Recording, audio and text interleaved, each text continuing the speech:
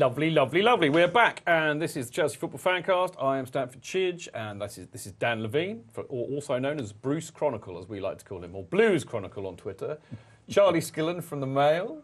Jonathan Kydd from Loveyland, I suppose. Huge Loveyland. Yeah, I'm happy to go with that. I like that, actually. Yeah. Mr. Pipkins. Yeah. Like at least you got it right this time, didn't you? I did. I remembered. Toy Story, maybe? Yeah, Toy Story, thank you. Basically, star of stage, screen, and voiceovers for TalkSport. Anyway, we are back, and we are going to talk about the Newcastle, the Hull match, obviously. I don't know why I keep saying Newcastle. But before we do, because we're broadcasting on Mixlr on a reliable source of technology, i.e. my iPhone, people can actually hear us, I do believe.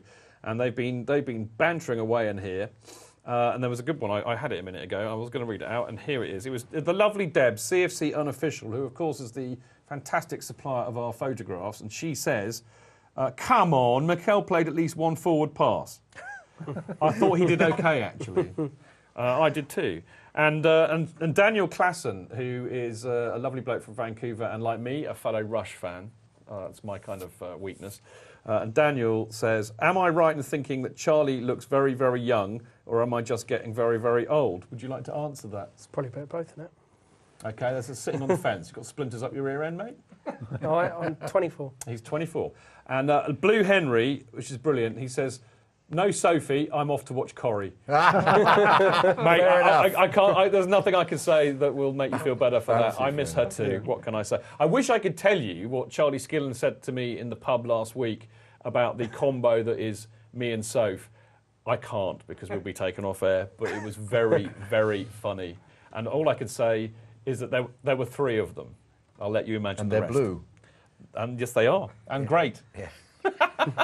There we go, that's a clue. Hint. That's a clue. Now, this OK business about Mikel, we don't want our midfielders being OK. We want them being exceptional. Yeah, but I don't want to talk about that. Do you know what I want to talk about first? You tell me. I'm going to talk about diving first. Do you know why I want to talk about diving because first? there was a lot of it. No, because I've written a brilliant article for the International Business Times UK Sports about today. ducking and diving. Yeah, about diving and why basically I don't really care, and I think basically it's just I think us English get a bit too hot under the collar and say it's all Johnny Foreigner's fault because they're all cheats, and it's not like that at all. Okay. But you need to read it, really.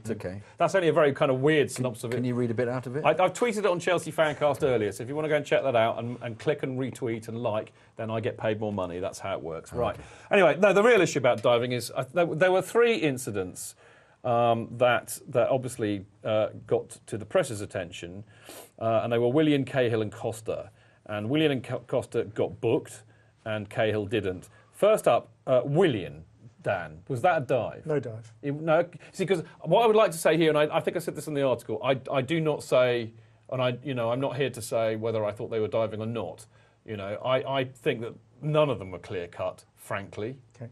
So anyway, Dan, you say definitely not. No dive. Why not? Because I think there was forward momentum there.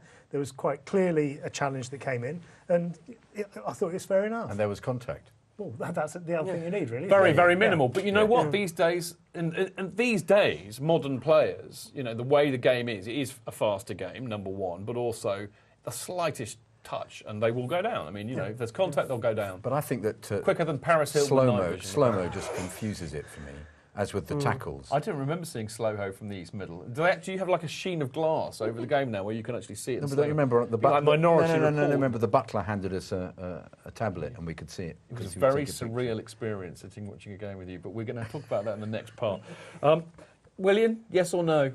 Yeah, I think... You thought it was a dive? I think it was a dive. I think it was very, very harsh to get booked.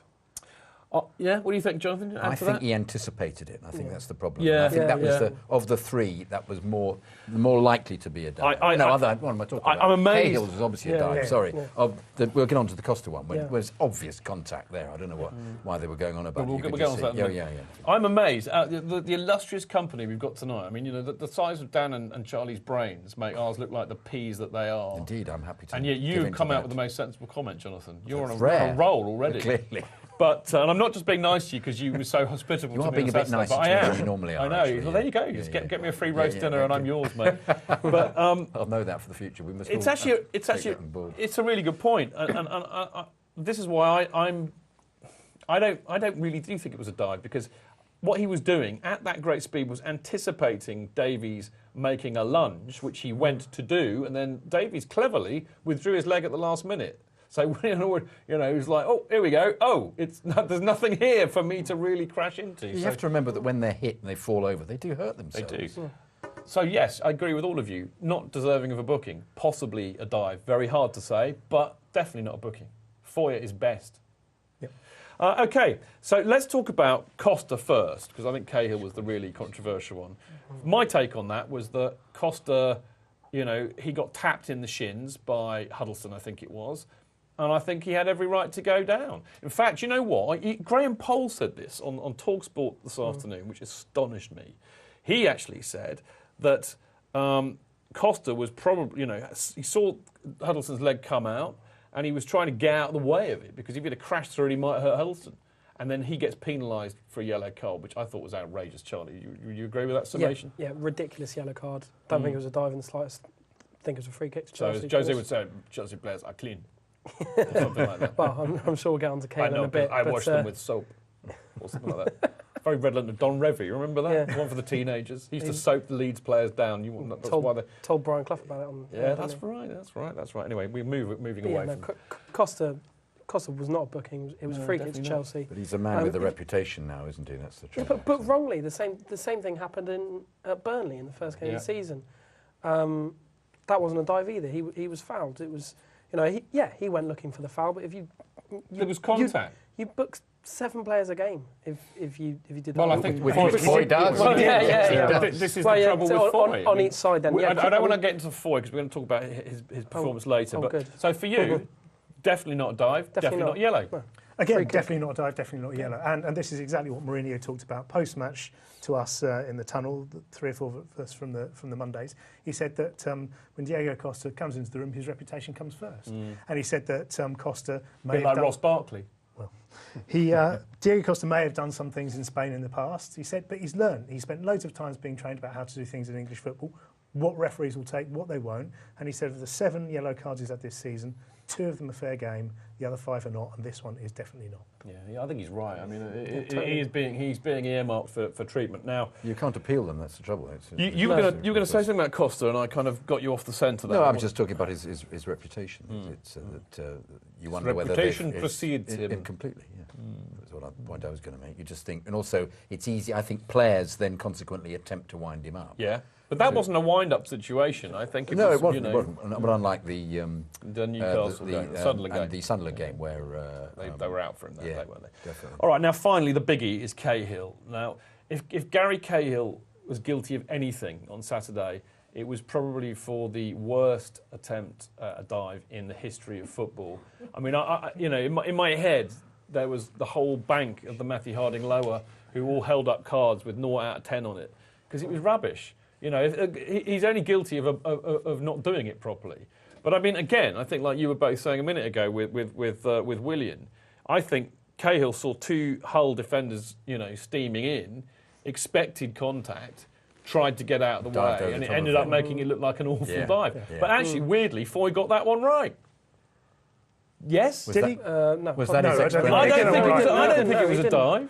You're going to think you two think that was a dive, and that it was an awful dive. Yeah, I certainly think if he wasn't on a yellow card, that would have been a yellow card. Yeah, I mean, was there contact? No. I mean, there was only kind of contact because he jumped into it. But I do go with that argument, though. I go with his argument. I think he saw the legs coming. What's the difference? Exactly. Yeah, but the trouble is that once you've already been on a yellow, when you're on a yellow card, it's a bit of a stupid thing to do. Isn't it? I agree. But I mean, so basically, as I said, I was really trying to say, but rather inarticulately, he basically tried to do the same as Willian did, but isn't as good as Willian at doing. That's really what we're saying. It looked like if you ever watch Crufts where they hold up the big hoop and they get the dog to go jump through it. He looked like a St Bernard jumping through it, didn't he? Bless him. I mean, to be honest, taking my sort of blue specs off for a minute, I actually think he was quite lucky with his first booking. I don't think it was a sending off, but the way he went into it, I'm not saying it was, but if his leading foot had hit the player instead of his trailing leg, that was a red card all day. Because he missed him completely. But also, it was in slow motion.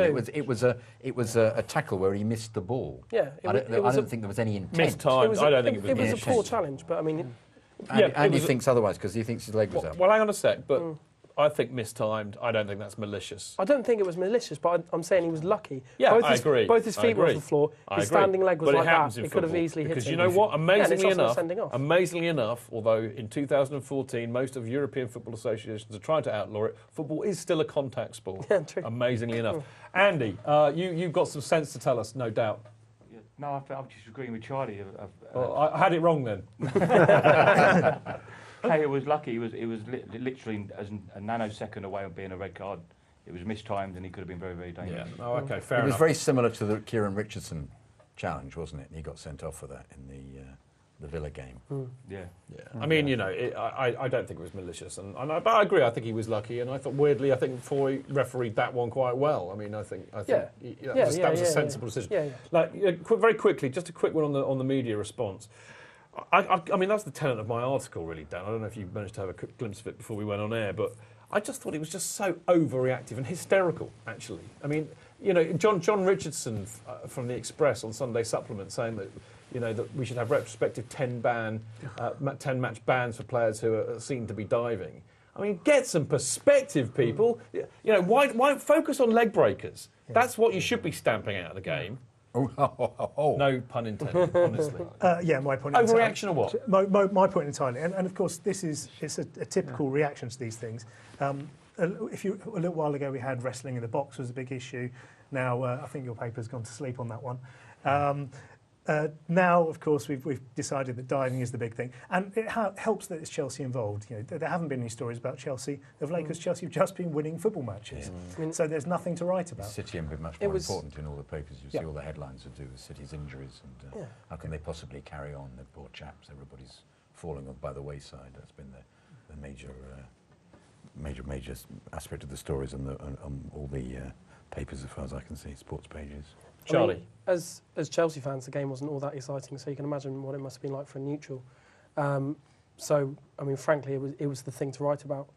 It was a fairly standard 2-0 win for Chelsea, an expected 2-0 win for Chelsea. It became the thing to write about. It became the story of the game. But the hysteria. I mean, okay, write about it. So, you know what? It was a bit of a weird old game. Controversial decisions by Foy. Chelsea a bit naughty diving. Terrible tackle by Huddleston. Not like shoot them all, hang them, put them in stocks, you know. Kill all Chelsea. Kill them! I mean, what the hell is that about? It's hysteria. They've been eating kind of, you know, mouldy bread or something.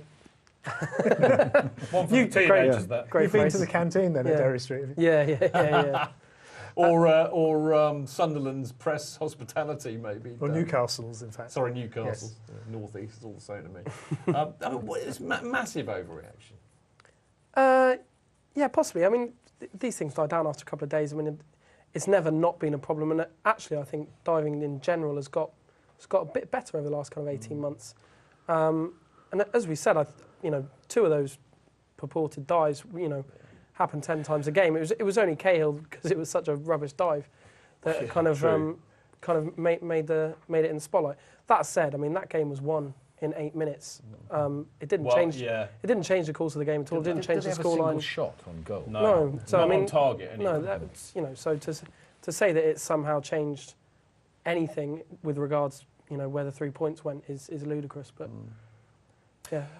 Dan, you wanted to say something? Yeah, just saying about this thing about contact or minimal contact. It doesn't matter. If minimal contact or full contact, it's still going to be a foul. And then to retrospectively ban somebody, it's impossible to prove it was deliberate dive.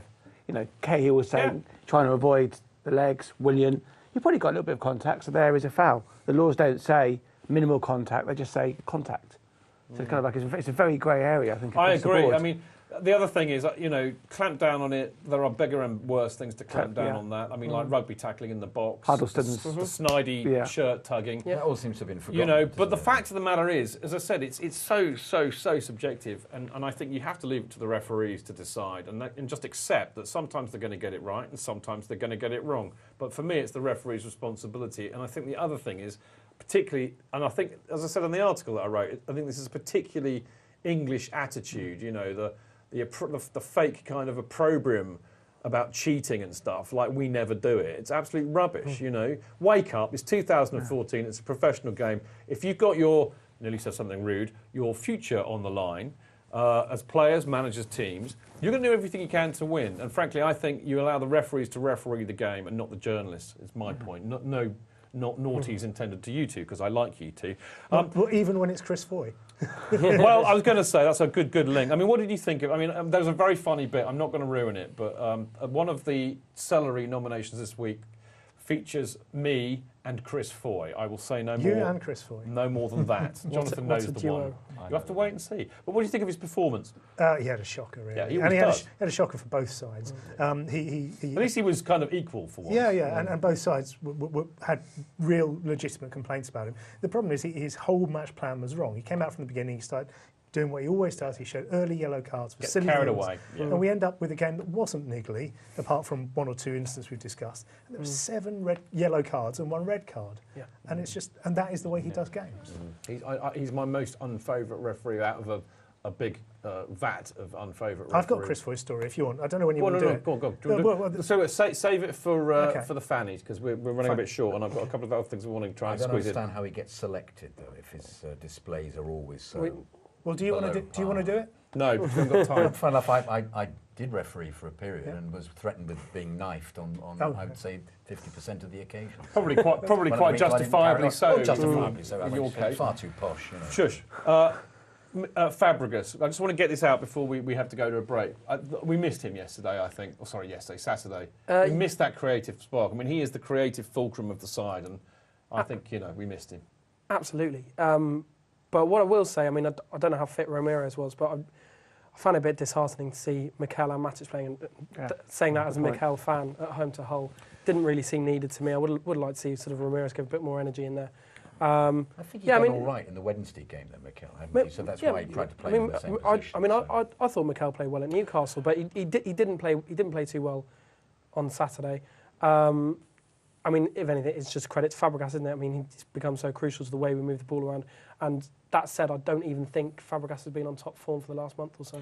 You know what? I would agree with you there, Charlie. I think it is a bit disappointing to see Mikel and Matic playing in the defensive midfield roles. That's not really what we need.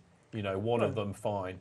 I mean, I've been saying it for eons, and nobody ever listens to me because I don't know nothing about football.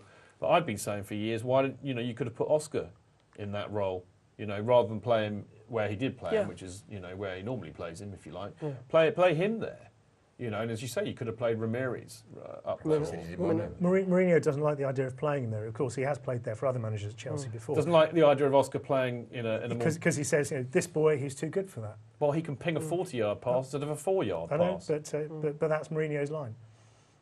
How am I to disagree with Mourinho? But I'm going to. I think he could do that role, not all the time, but occasionally. He's got the array of passing. He can get up and down the pitch. I mean, Lampard with legs would have been perfectly suitable for that role. Yeah. Should we talk about Frank now? No, he's banned from this show. The ex-Frank Lampard. I mean, Lampard with the legs he has now would have been fine. He's got nice legs, to be fair, though, hasn't he? Yeah, it's a shame. So I'm going to come out with the Sophie. I'm having to do both roles tonight. I don't actually know how much work he does for City. All I know is he just gets unbelievably far forward. He does, yeah. In a way way we didn't play him last year. So. Yeah, true. Okay, very quickly, because we've got to go to a break, but I just want to do my usual weekly. I'm going to do this now until you've all signed up, okay? All 55,000 of you viewers and listeners to the Chelsea FanCast. Anyway, so yes, Chelsea Supporters Trust, you have got to go away now and join up the trust and get your voice heard by the club. It's £5 to become a voting member, or it's free for non-voting members. Sign up at chelseasupporterstrust.com, and you can go to meetings, we've got events, we've got a Christmas party coming up this Thursday, still a few tickets left. Go and do it, it makes sense. And after the break, we will be talking more about the Hull game. Oh, yes.